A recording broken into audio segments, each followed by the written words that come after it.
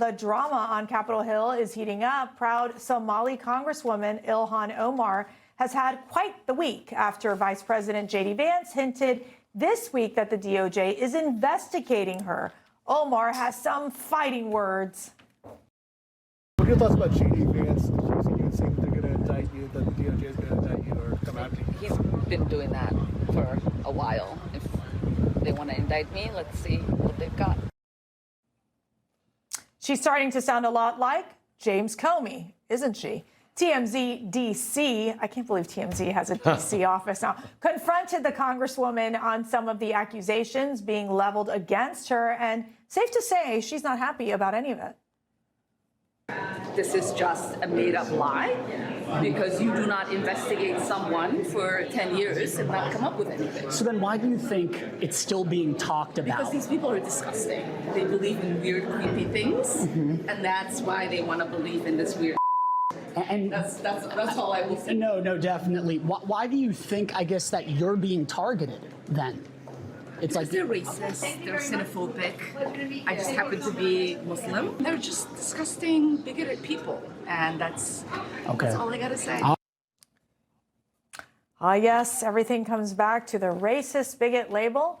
Lastly, President Trump made headlines when he said he won't be able to make it to his son John Jr.'s wedding this weekend. Well, Ilhan Omar couldn't sit this one out. Again, TMZ DC once again asked her opinion, and now she's got parenting advice for the president. President Trump today said he doesn't know if he's going to attend his son's wedding, just given everything going on in the world. Worst parent in the world. I would think any parent would want to be there for their child's important day, and getting married is a pretty important day. He finds time to golf when there are important things that are happening, or walk around talking about the ballroom. So he certainly, if he really cared about his son and cared about being a family man, he would try to make time to go to his son's wedding. Wait, sorry. Tim, remind me again, didn't she marry her brother? I'm trying to get this right. Tell me the story here, okay? Yeah. Well, look, it's funny. If you listen to her intonation when she speaks, when she's lying, it sounds like she goes up at the end of everything she says. And then when she's telling the truth and how she really feels, she is very, very straight-laced about it. If you compare the two clips that we showed there, look, this is the same woman who just literally introduced a bill that would confiscate land from private property owners in order to allow people to build their temporary houses on them so they aren't able to raise rent on them. This woman is a communist. She's crazy. She's also a liar. Okay, since we think TMZ is such a reliable news outlet, Alex, this fraud question, is she in trouble? Do you think there will be not only an investigation, but a possible indictment? What's your prediction? I was wondering if she was going to have that big smile on her face and her mugshot, Mercy, because if I was her, I'd be worried. She has two lines of threat. One, we talked about previously this week, was the jailhouse interview from Amy Bach, who mentioned that Ilhan Omar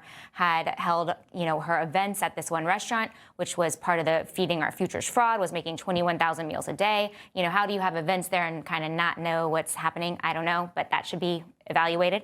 And then we're talking about the immigration marriage issue. So I'll put my lawyer hat on. The 5-year statute of limitation kicks in anytime that there's any sort of act from that fraudulent marriage. So she was married from 2009 to 2017. I guess there could be filings 2018. That brings us up to 2023. So maybe no criminal issues, but forever she could face fines. She could be deported. She could lose her citizenship or any sort of green card. So, I think that there's other penalties that are at stake that she should be worried about. Information. Truth is freedom. Is Newsmax. It's real news for real people.